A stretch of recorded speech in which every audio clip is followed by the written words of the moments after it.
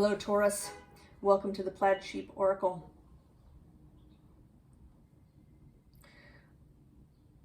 So your reading is very interesting.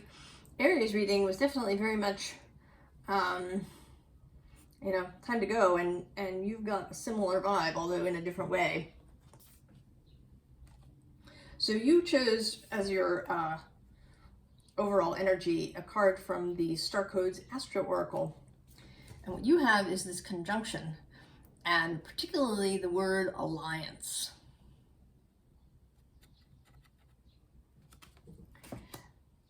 And I think that the alliance that is forming here is an internal one. I think it's possible that you have been having a lot of internal resistance to the changes that you want to make. I mean, certainly we've talked about that. We've talked about Uranus currently passing through your sign. He's going to be there for a little while yet. So even if you're watching this a year after I post it, Uranus is still there. There has been, right, and the world, right, has felt like it's just rapidly changing. Now, if you've been here for a little bit, perhaps you know that I have some perhaps alternative ideas about these things. I see things differently. And one of the things that I see is that what's happening now is really about revelation.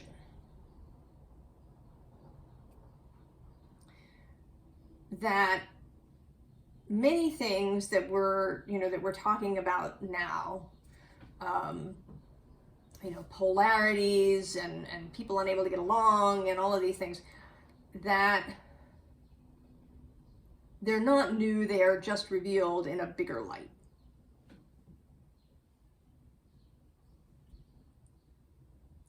And I think that that applies to you, Taurus, because I think that the changes that are happening to you are simply things being revealed that have already been there. That it's not a question of changing anything, actually, technically. It's a question of seeing what is actually there. So we start with this Temptation card, which is the devil in this deck. And the temptation here is to continue seeing things as they always have been. And there's advantages to that. There are always advantages to whatever uncomfortable thing we have, or we wouldn't be there, really. I know that sounds simplistic and trite and obnoxious even. But, and I'm talking about as adults, not as children. Right, what we endure as children, we often have, right, no choice at all. But as adults,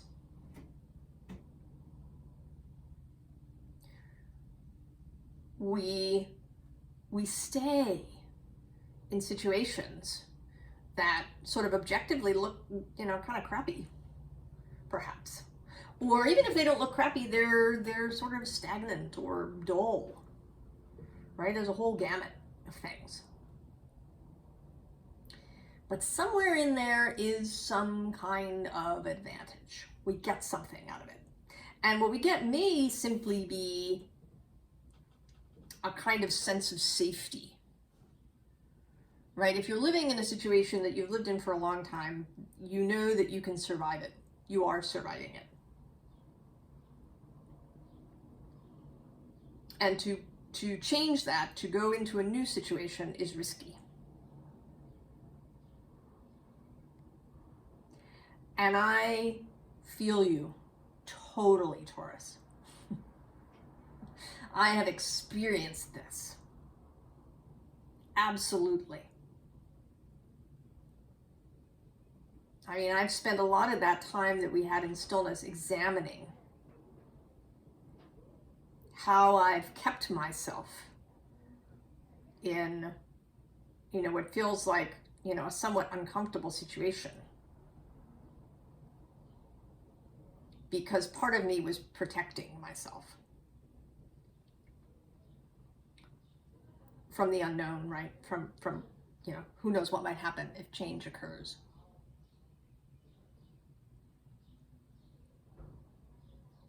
But sometimes we can, right? We can get other things too from other people when we remain in a situation. And we also, you know, we see, because we are a communal species, you know, other people are really important, right? Our community is really important. We do need other people as human beings. And so often we can remain in an uncomfortable situation because it keeps us together with somebody. Family, community, place of work, friendship group. Right? From a human perspective, keeping in good graces with other people is crucial to survival. But now, right, as we are now in the modern world, for many of us, most of us, this isn't true, really. Right? That crappy workplace that, you know, that you dread every Monday when it comes around.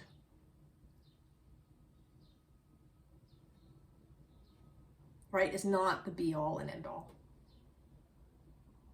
It may feel like it.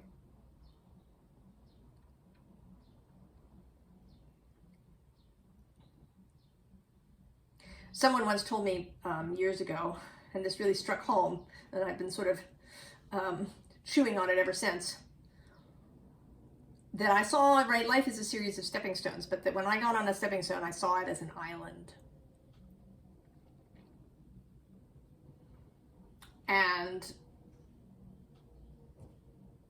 right, I was like, oh. Right, like you're stuck there. That there's no way out, at least in the current moment. So there's all these ways that we keep ourselves where we are. And one of them is that we won't look around and see that things are different. Like we talked about this in another reading in this last grouping about seeing that the timeline has shifted, that you are in the new space, you just can't see it. Partly out of habit, right? You're used to seeing the other timeline around you all the time. So your eyes, right? It's like your internal eyes have to adjust to these new parameters, but also possibly because you're unwilling. But it is here. Ace of Earth. It's here. You are in it, Taurus. It has arrived.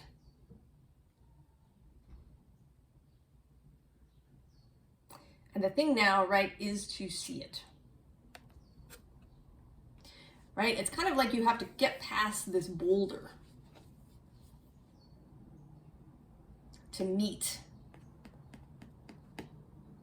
Right? And this boulder that exists in your own mind. Habit. The way things have always been, how things turned out before.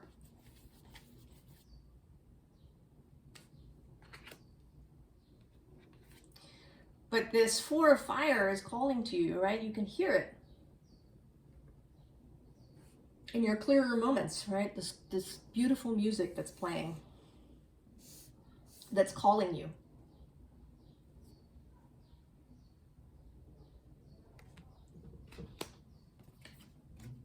calling you to choose. Two of Earth, choose.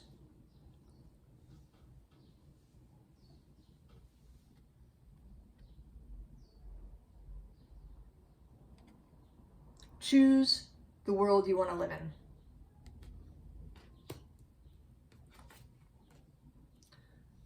All right, be the Empress.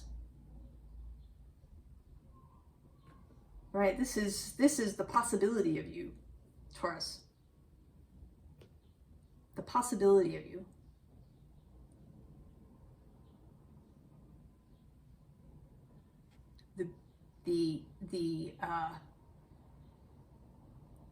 The growth, the expansion, the confidence that is possible for you. But you have to choose it. And so we come out here with the Hermit, and right, I think this is the space where we've all been, right? We've all been staring at ourselves in one way or another. Possibly, you know, for a really long time. Certainly, at least, I think, since 2020.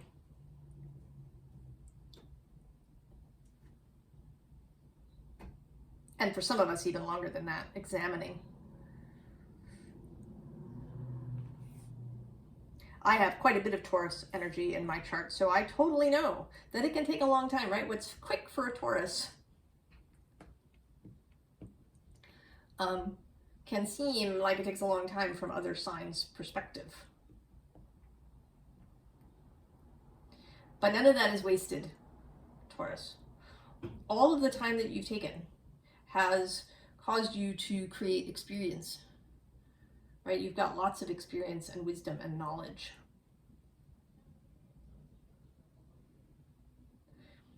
Your stability, solidity is a gift. I absolutely don't want you to like think of yourself as dull or slow or any of those things. You are the generative principle. You are the earth from which all things spring.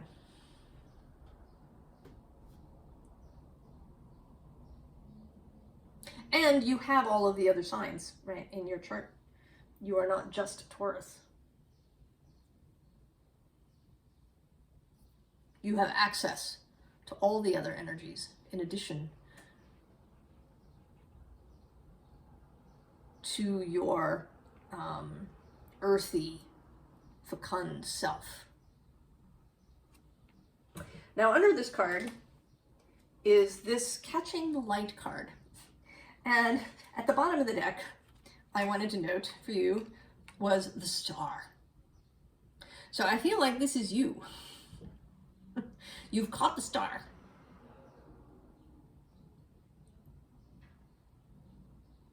And now you are reeling it in. Bringing it towards yourself, right? That's very Taurus, isn't it? To bring something, right? To magnetize, to attract. That's Empress energy, receiving.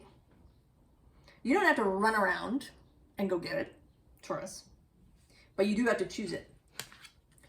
And here we have this so interesting Ten of Pentacles.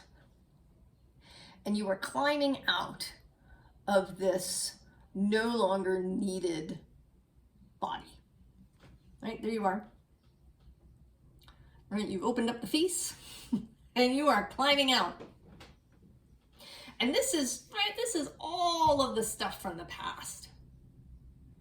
Anything you're still holding on to, any habits of being or thought, all of those things that society told you you're supposed to do. Anything you did to keep yourself safe in the past.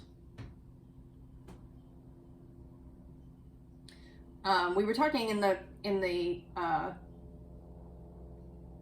collective reading about the rules not applying to us.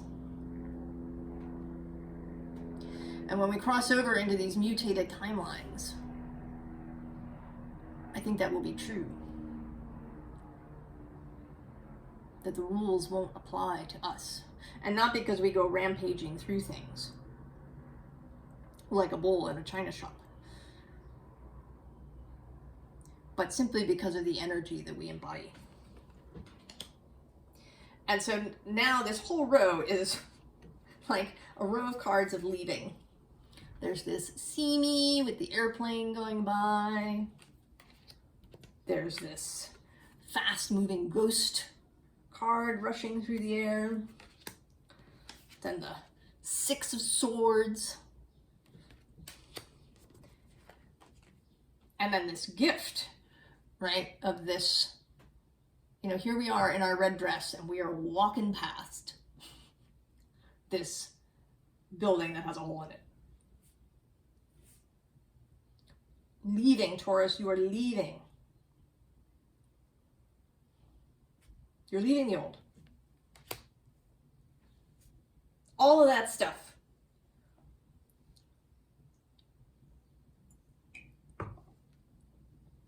Whatever this sort of robot body here means for you.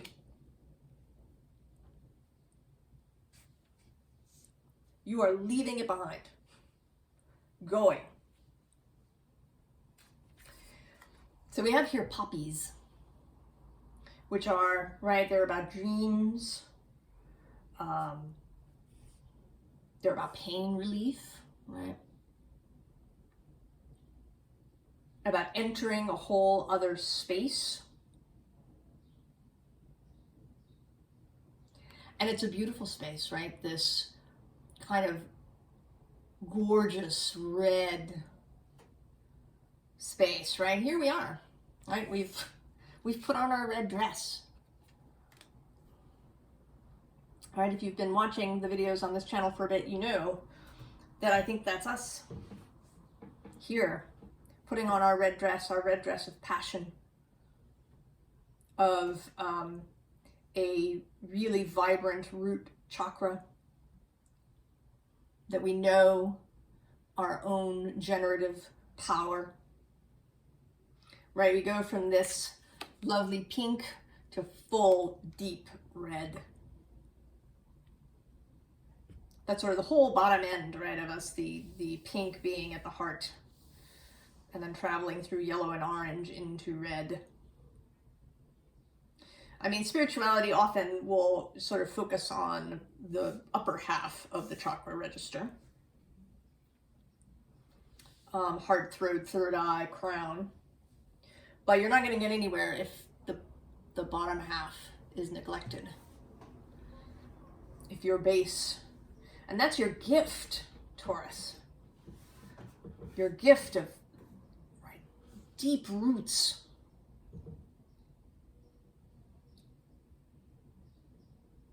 And here, right, this passionate Venusian aspect coming through.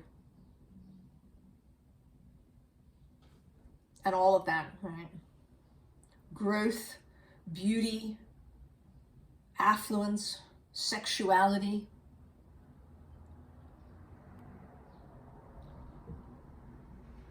That is all Taurus. And then we have yarrow, which has its own association to red. It is associated with the blood. It's a protective herb. And it's an herb certainly of summer.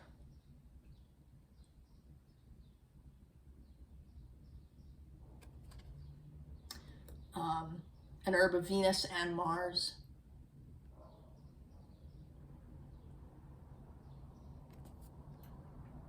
So you have protection that is your own. Your strength, your stability, your rootedness.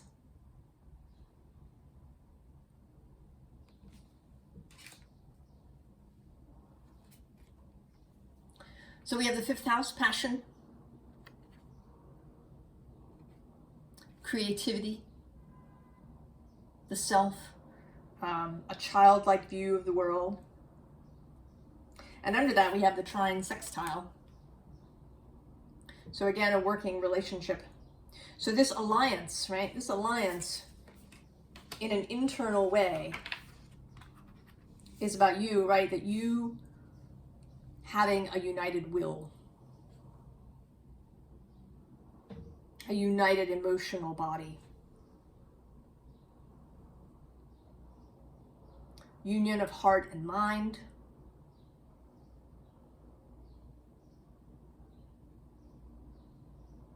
of the human self and the soul self.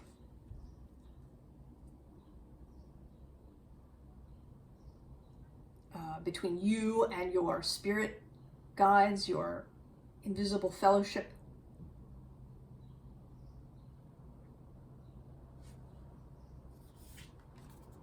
Pluto, rebirth.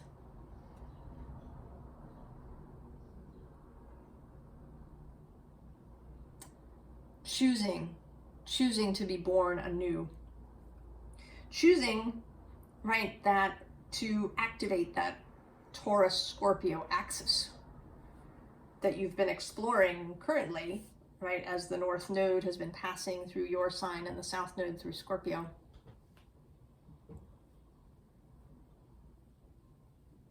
How to create, right? How to go into that deep space of Scorpio and then receive in Taurus. Right? And we have this first house descendant combination, right? This arrival and this invitation. And I think this is you arriving, right? With this stag, which is, right, a very Taurus energy, right? This is you arriving.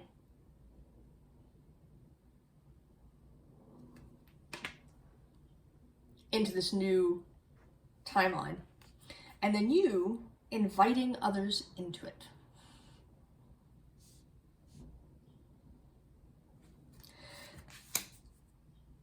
Right? We do need other people, but not necessarily just anybody that we come across. We don't have to bring everybody that we run into our circle.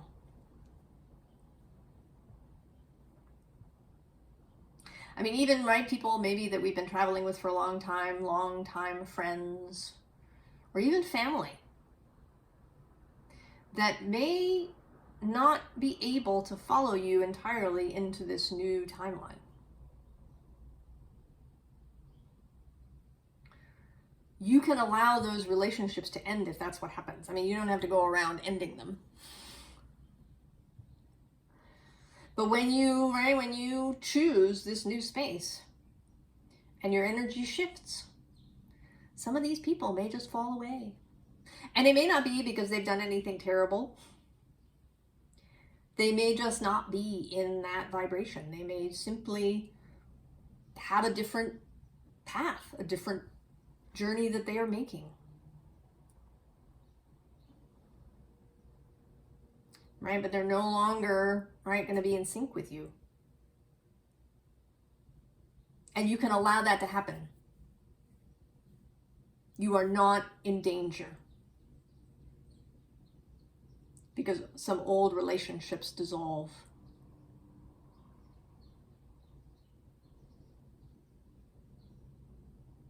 You are the Empress, Taurus.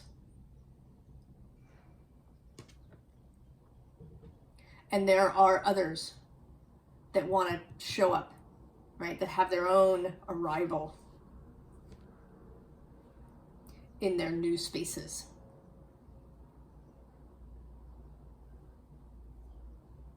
And you can, right? You can invite people in.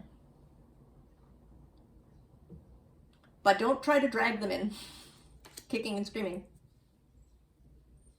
Whoever is able to answer the invitation will. Right? Two of Vessels, attraction. Who, right? You are going to attract people who match your energy, your vibration, your beingness. your new mutated timeline, your evolved self. Right, and actually, right, it isn't even so much an evolution, right? It's a falling away, right? It's you climbing out of what no longer is needed. It served its purpose, and you can leave it with love and gratitude for its service to you.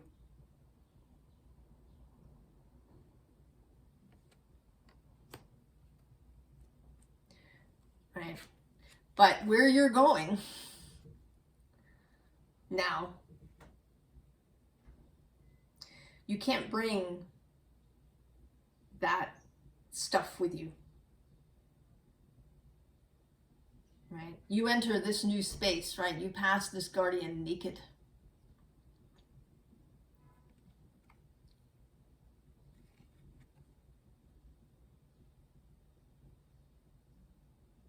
Without all of that stuff, you leave the past in the past. You keep the wisdom, you keep the experience, you keep knowledge that you've gained, but you leave behind judgments. You leave behind old certainties. You leave behind old habits.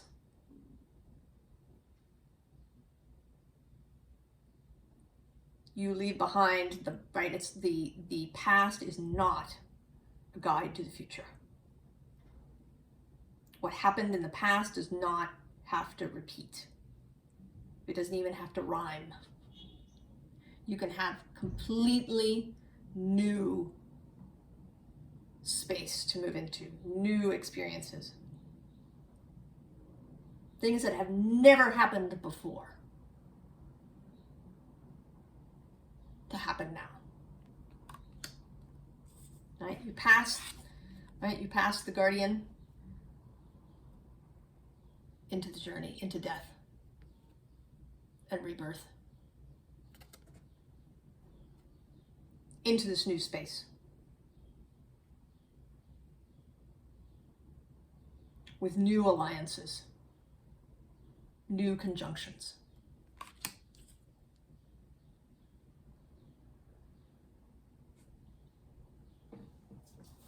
So the advice, well, to accept the new world. Just go. Right? I mean, maybe you take one last look behind, but I would actually advise against that. Just go. You've probably, right, you've gone over that stuff in the past a lot. You don't need to take one last look. Just go. Accept the cup. Accept the cup. Just take it.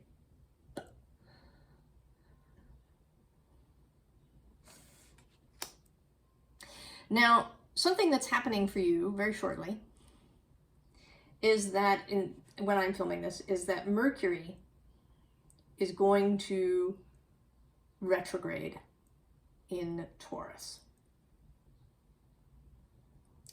So there is this sense, and it's right a tricky thing, of these two new moons that we've had in Aries, this idea of moving forward, of going, of choosing, boom, and then there's this retrograde energy. But I don't think that this is about not going. I think that this retrograde energy for you and for anybody who is here is about refinement of what is happening.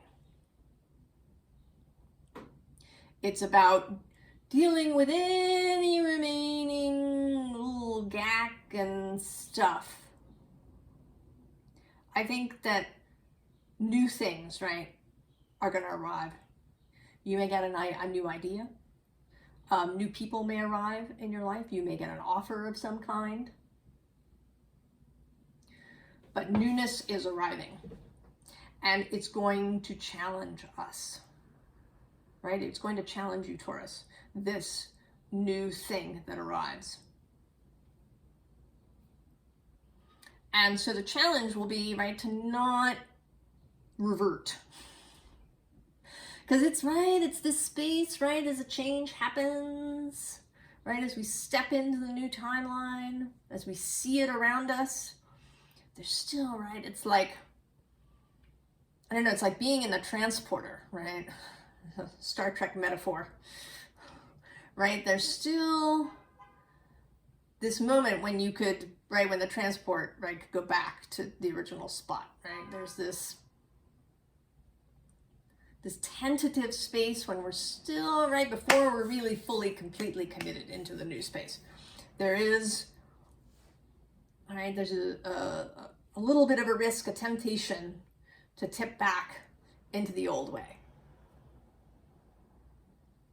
So there will be, I think, for all of us, right, a period of mindfulness when every time our thoughts want to tip back, we guide them gently back in the direction that we want to go. We say, no, we're not thinking about that anymore. That's the past. No, we're turning this way.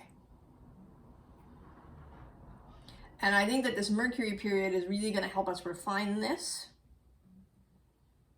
As he travels, right, he turns at about 15 degrees, goes all the way back to about 5, and then forward again. So this kind of central bit of Taurus space. The sun will pass through there as this retrograde occurs.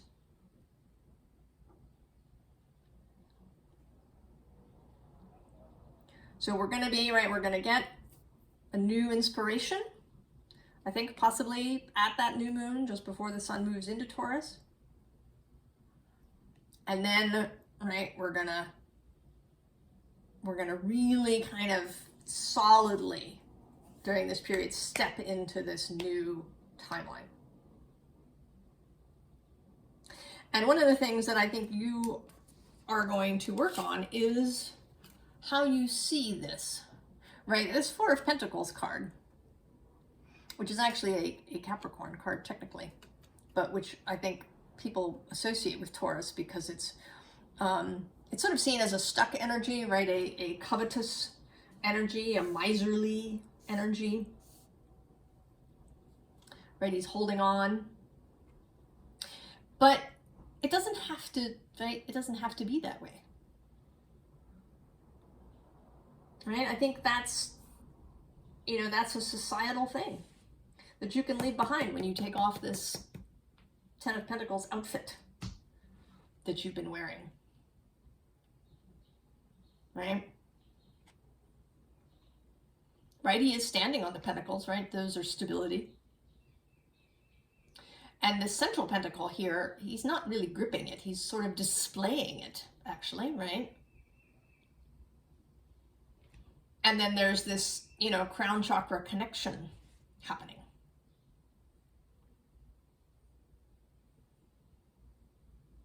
Right, so this can be reworked, seen differently. See yourself differently.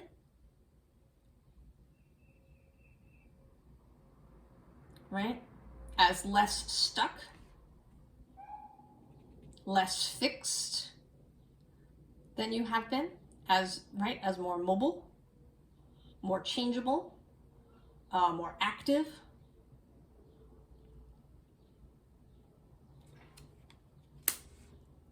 All right. That yours, right, to see your stability as an asset, but that it doesn't have to be, right, you don't have to be like locked in place. You can be stable while in movement. And then this Queen of Swords. Getting really clear and discerning on who you are, on what you want,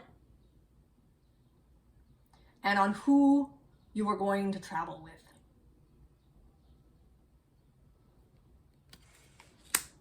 Because it doesn't have to be everybody. So this period for you, Taurus, I think is about really leaving behind whatever you don't want to take with you. Anything you don't want to keep, right? You're going to sort of Marie Kondo yourself. What gives you joy, right? Which habits do you have that are joyful, right? Maybe you have a habit of, stopping every time you hear birds sing and looking for them. Try and find them in the trees. That could be a habit you want to keep. You want to keep looking for the birds in the trees.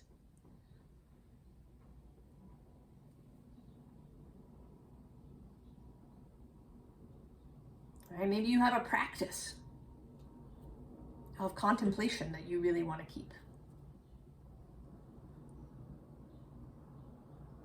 And you have experiences that were really fun and really taught you some good stuff, and you want to keep those. But maybe then there's that other habit of looking for the problem. You want to leave that behind. Or that person that you've thought of as a friend but who drains your energy every time you see them. Maybe there's somebody who's always trying to hand you their bag of poo.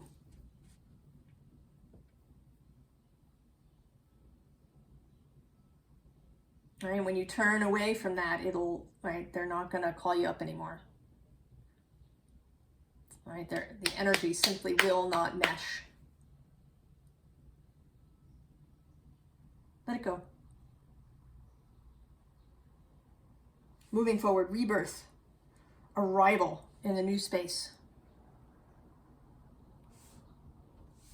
The whole new journey.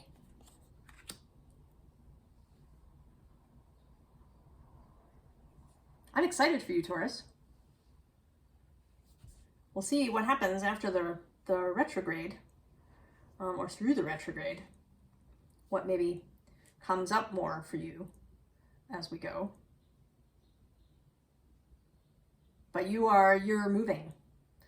And it may be uncomfortable initially, but I think you're gonna really start to enjoy a new sense of movement in yourself. The wind in your hair.